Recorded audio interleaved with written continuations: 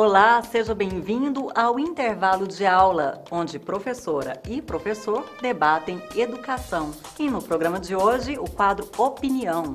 Olá, Tatiana. Se alguém fala de reforma política, muitas pessoas poderão dizer: que bicho é esse? É o que nós vamos tratar hoje no Opinião do intervalo de aula. Tem também grandes pensadores. A época do pensamento único já foi. E momento especial. Tudo isso agora, aqui no intervalo de aula.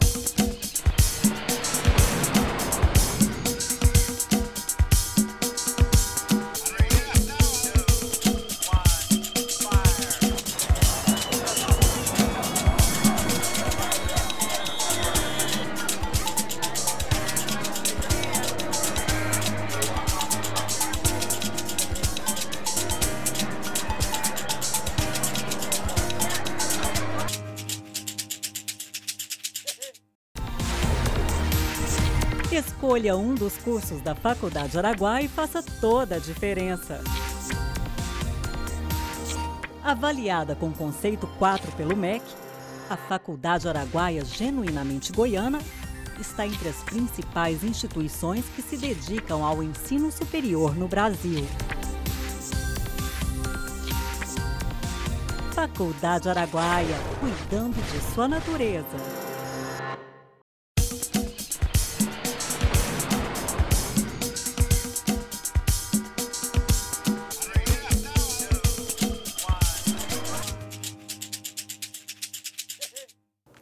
Bom dia, começa agora o intervalo de aula onde professoras e professores debatem educação. E nesse primeiro quadro, a professora Ana Beatriz traz a história das escolas especiais.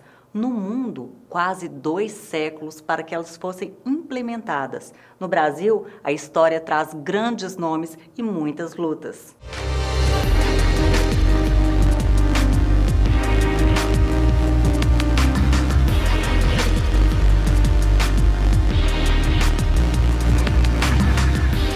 Bom dia! Bem-vindos a mais um momento especial. Hoje vamos falar sobre a história das escolas especiais. No programa passado, nos referimos à história da loucura. Então, aproveitando o tema, vamos comentar como essa história da loucura influenciou na história da institucionalização das pessoas com deficiência.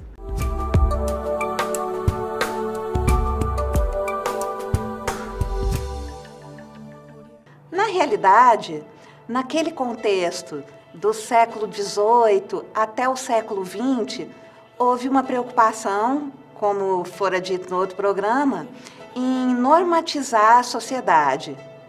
Então, com a consolidação dessa nova ordem, que era a nova ordem capitalista no Ocidente, com a sociedade burguesa, houve a preocupação em se criar instituições especializadas para a manutenção da ordem social.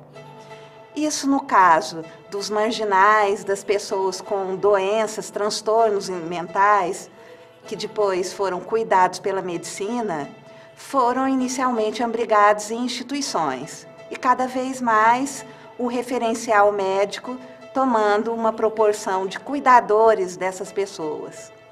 Mas também, agora não falando apenas das condições de marginalidade, da condição da doença, da condição das deficiências, mas de ordem social, dos valores sociais ali vigentes, as instituições assumiram esse lugar do preparo para um comportamento considerado socialmente aceitável e adequado. Então, nesse caso, não só as escolas especiais, mas a escola, simplesmente, como um local de preparo para a vida.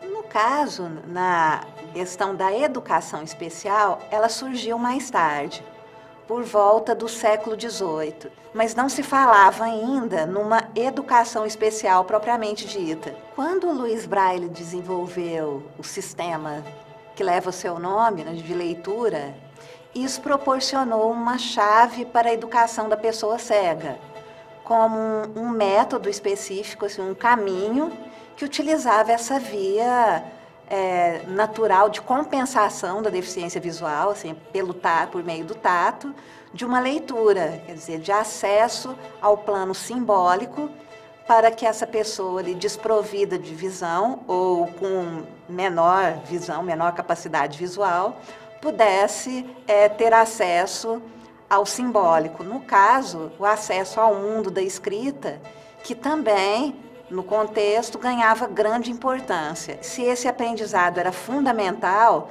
também as pessoas cegas agora tinham seu próprio meio. Daí se justificava uma escola especial com um método especializado para as pessoas cegas. Por outro lado, e também nesse desenvolvimento, na Europa, alguns médicos não apostavam somente nas testagens, mas também, justamente no trabalho com o especial, nessa área do intelecto, né, que chamamos hoje ali do deficiente intelectual, propuseram recursos de caráter ali, assim, pedagógico, propriamente, para intervenção. Que é o caso ali de Maria Montessori, o caso de De Crowley, Claparede também foi outro educador, e que se destacaram por promover recursos pedagógicos, teorias pedagógicas, não só para esse aluno diferenciado, ali assim, para todos os alunos, até com aquela ideia da escola própria, da escola nova, de uma escola ativa, de uma escola de valorização da infância, da valorização do princípio de que a criança não era um adulto em miniatura, mas um ser com características, pensamento próprio, com uma inteligência própria, com criatividade, e defendiam, por isso, a necessidade de que a pedagogia se colocasse ao dispor da criança e que a criança fosse o centro ali do processo pedagógico. O que muitas vezes ocorre? É a determinação diagnóstica como pedra fundamental para nortear a pedagogia. Como se a intervenção dependesse unicamente do diagnóstico para exercer o seu trabalho e ficando, às vezes, caso ali os educadores se ancorem naquilo ali que o diagnóstico fixa, de ser uma determinante para a vida do sujeito. Então, o exercício, a definição ou a redefinição de uma pedagogia talvez menos prognóstica e mais prognóstica para um desenvolvimento dessa pessoa, também se põe, a nosso ver, como um desafio. Bom, é isso. Ficam assim as nossas reflexões de hoje e o convite para que vocês, educadores, familiares, participem da nossa discussão. Nosso e-mail é debate@intervalodeaula.com.br. Bom, agora o programa Intervalo de Aula faz uma pausa, mas depois do intervalo tem mais.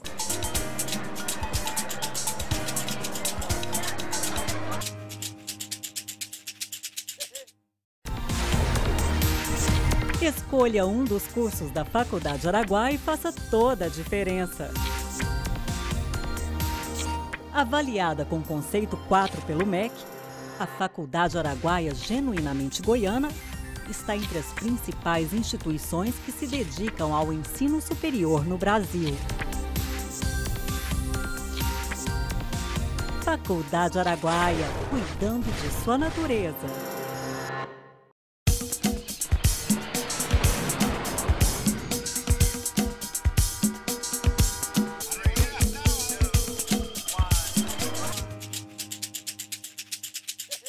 Voltamos ao programa Intervalo de Aula e nesse segundo bloco o professor Altair Tavares traz o quadro Opinião. Se alguém chegar para você e perguntar qual a sua opinião sobre reforma política, você diria o quê? Estamos de volta com o Opinião. Aqui no Intervalo de Aula, nós temos uma agenda que trata de diversos assuntos e isso é muito bom.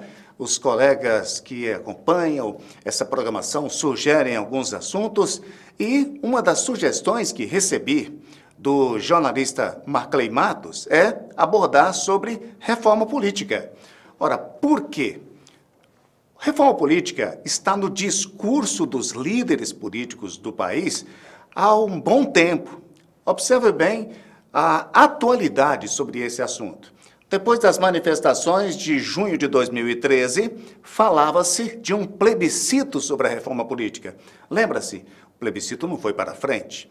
Logo depois tivemos as eleições, o ano passado.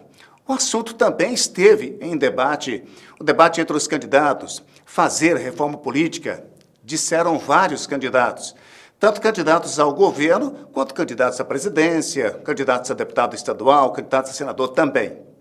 Fazer reforma política. Bom, até aí acompanhamos esse discurso repetido. Depois da eleição presidencial, da mesma forma. Agora, com a escolha das novas mesas diretoras do Senado e da Câmara dos Deputados, ouvimos a mesma conversa. E vários pontos da reforma política, penso eu, não têm consenso e muito menos possibilidade de aprovação na atualidade. Observe, então, um item da reforma política. E aí, foi exatamente por isso que o jornalista Marclay Matos me provocou a pensar e dialogar com você, porque dizia ele, Altair, fale com as pessoas sobre os itens da reforma, porque as pessoas não entendem o que é isso. E um desses itens é a do financiamento público das campanhas eleitorais. Esse jornalista, Marclay Matos, me recomendou o seguinte, a raiz de muitos problemas hoje que nós temos na área da corrupção, que temos aí na Operação Lava Jato, em diversas investigações sobre corrupção no país, envolvimento de empreiteiras e de políticos, tem como raiz o financiamento das campanhas eleitorais. Como é que isso acontece? Ora, acontece de um jeito muito simples. A empresa financia o candidato e esse candidato eleito beneficia uma empresa em vários aspectos, né, de diversas formas. Então, essa seria uma das raízes da corrupção do país. Hoje nós temos um sistema que é misto. Uma parte da campanha eleitoral é financiada pelo fundo partidário. A outra parte é financiada pelo chamado financiamento privado. Então, há uma situação mista. Digo para você o seguinte, se alguém chegar para você e perguntar, você seria a favor do financiamento público das campanhas eleitorais, ou seja, tudo que os políticos fossem gastar em termos de campanha eleitoral, que saísse do cofre público, você diria sim ou não? Ora, diante da realidade brasileira, penso que muitas pessoas diriam não. Por quê? Ora, por que o dinheiro público tem que ir para o caixa dos partidos para que os políticos façam suas campanhas? Os que defendem essa ideia têm uma razão muito coerente. Ora, é melhor que o dinheiro público saia em menor quantidade e financie as campanhas eleitorais do que saia a rodo, né, ou enxurrada, ou em grandes quantidades, sabe-se lá quanto, porque isso é imensurável, para o financiamento privado das campanhas eleitorais. Então, haveria um peso, né, entre o financiamento público, que seria um gasto menor do que o outro. Dentro disso está, até que ponto haveria aí o fim do financiamento das campanhas de forma não oficial, ou pelo Caixa 2.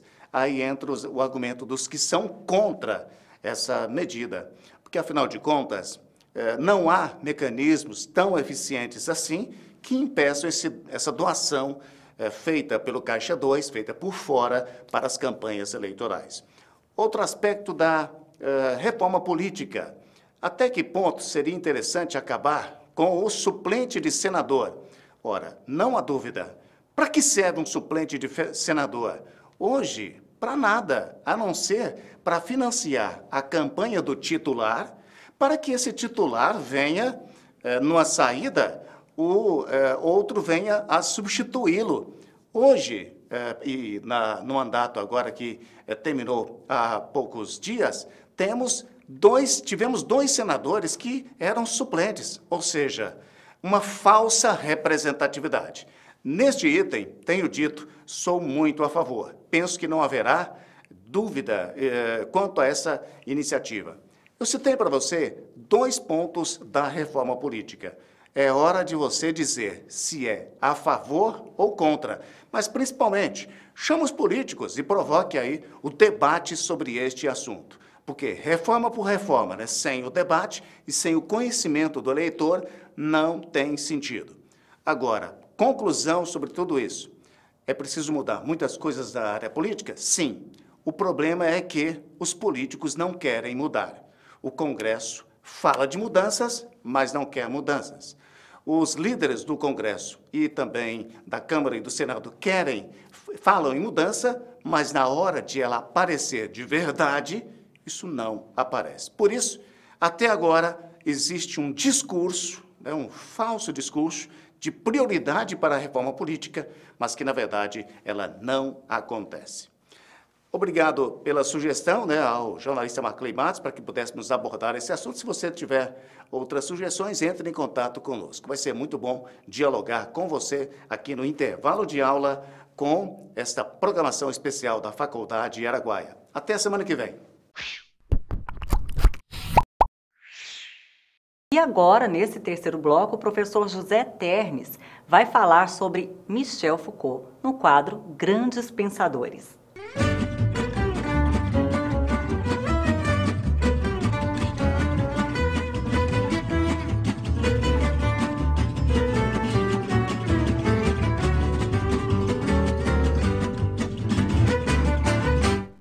Estamos aqui com o professor Dr. José Ternes, que vai falar hoje sobre Foucault no quadro Grandes Pensadores. Professor, muito obrigada, é uma honra para o nosso programa tê-lo aqui para falar desse grande pensador e também ter um grande pensador aqui para falar de grande pensador.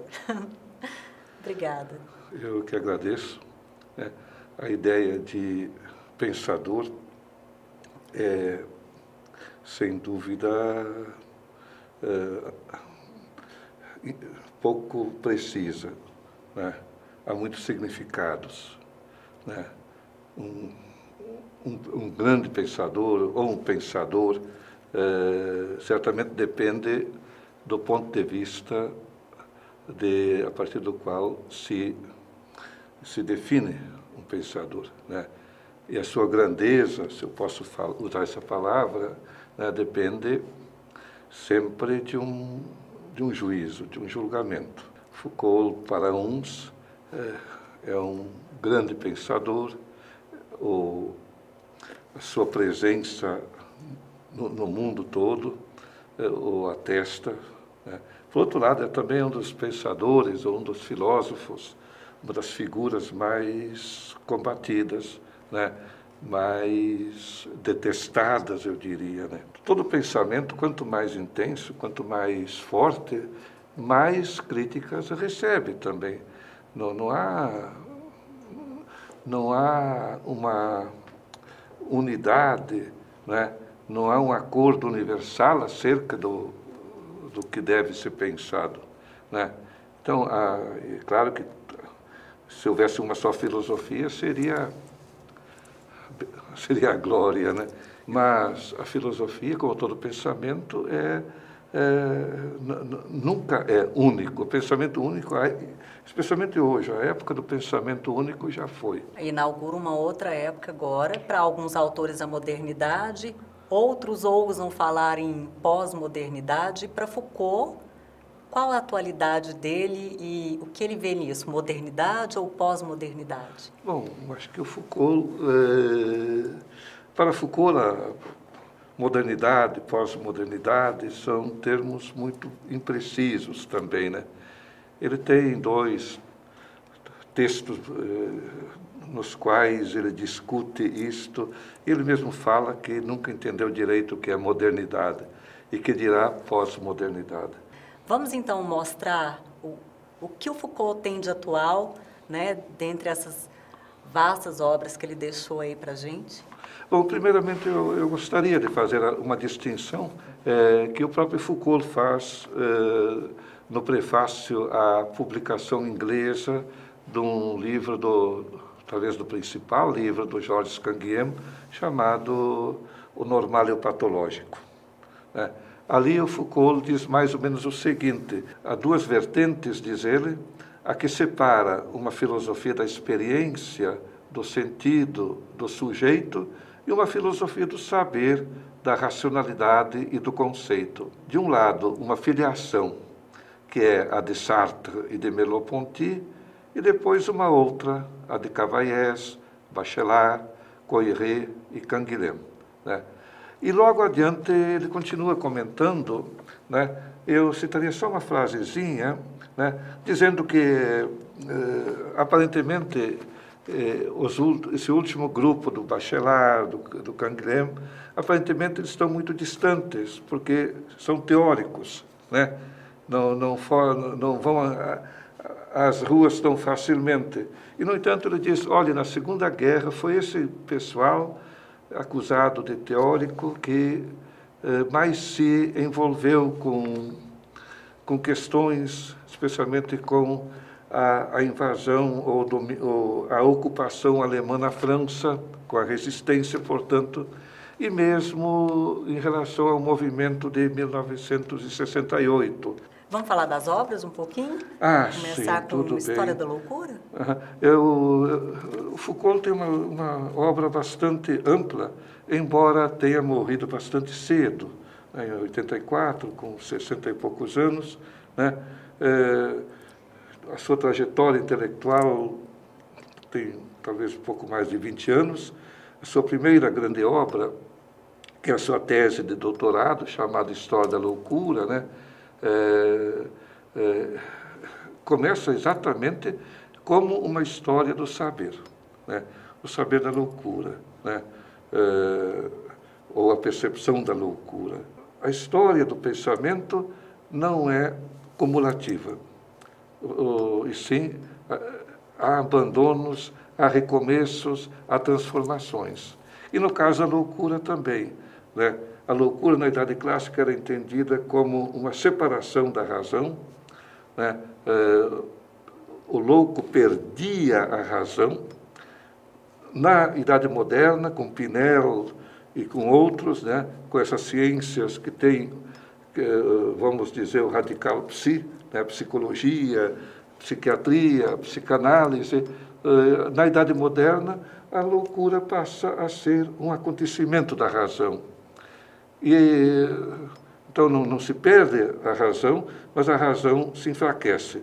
Daí nasce uma figura nova, totalmente nova, que é a ideia de doença mental, né? Então, o louco se torna doença mental. Isso nos leva a que conclusão? Que o saber é constituído historicamente. E a própria ideia de loucura e o próprio louco são fabricações. Então, infelizmente, o nosso tempo aqui é curto, porque a gente poderia aprofundar muito mais esse debate, né, e falar mais sobre esse grande pensador. Mas vamos para uma última obra, rapidamente, para também finalizar, né, com o seu texto magnífico que você trouxe para a gente. Muito bem. Como falei, a obra de Foucault é relativamente pequena, apesar dos infinitos ditos e escritos que estão sendo publicados, os seus cursos do Collège de France, etc. Mas das obras, vamos dizer, mais, que podem ser chamadas de obras planejadas, nós temos 3 histórias da sexualidade.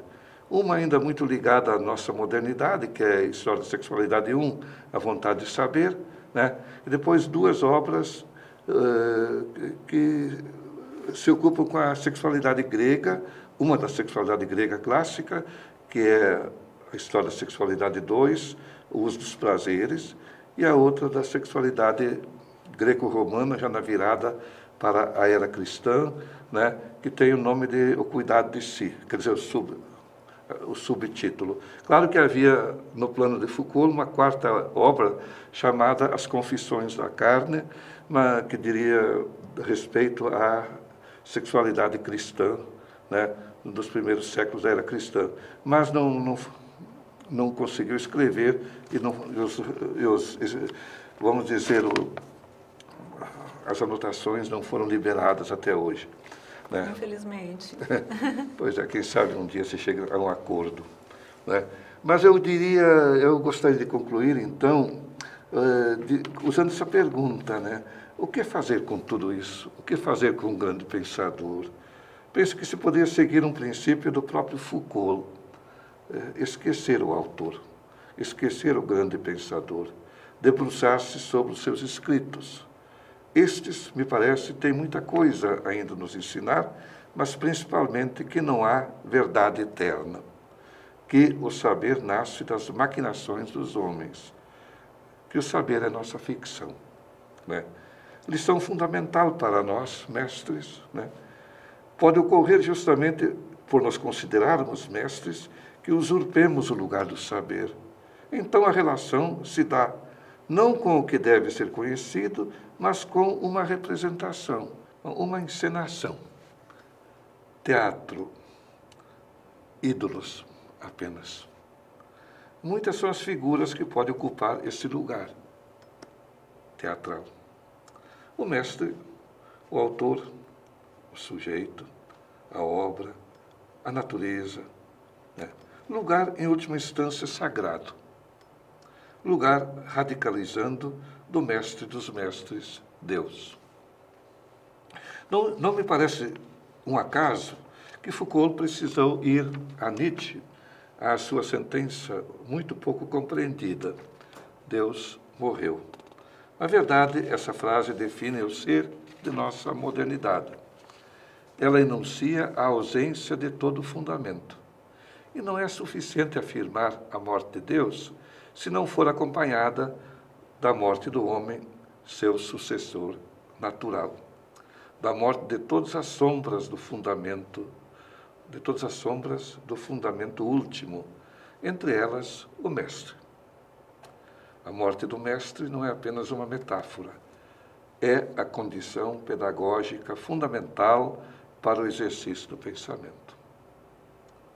E não me parece também um acaso que Foucault tenha dado tanta importância a Kant, como já falei.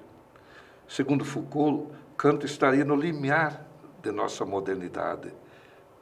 Frase de As Palavras e as Coisas. Com ele, o conhecimento deixa de ser simples reconhecimento de uma verdade a priori originária. Será como para Nietzsche, nossa invenção, resultado de um afrontamento, de uma ousadia.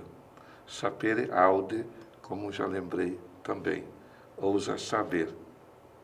E, finalmente, não me parece que o último curso de Foucault, no Collège de France, tenha um título aleatório, A Coragem da Verdade.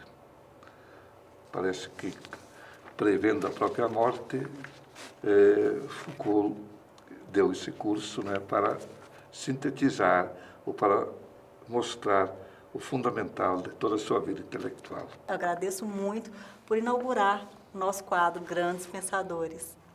Eu fico agradecido, fico honrado com o seu convite, né? Acho que você apostou demais em mim também, né? A aposta foi certa.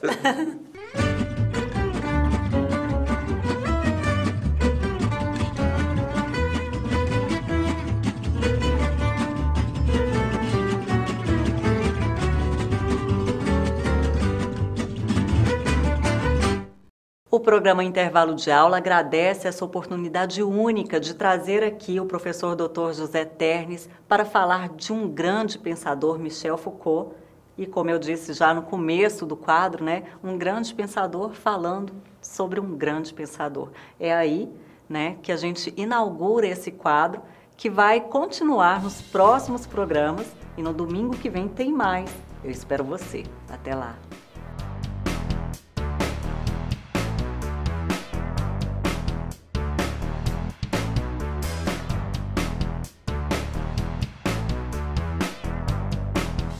Oferecimento Faculdade Araguaia. Escolha um dos cursos de licenciatura da Faculdade Araguaia, Pedagogia, Educação Física ou Ciências Biológicas e atue na arte de educar.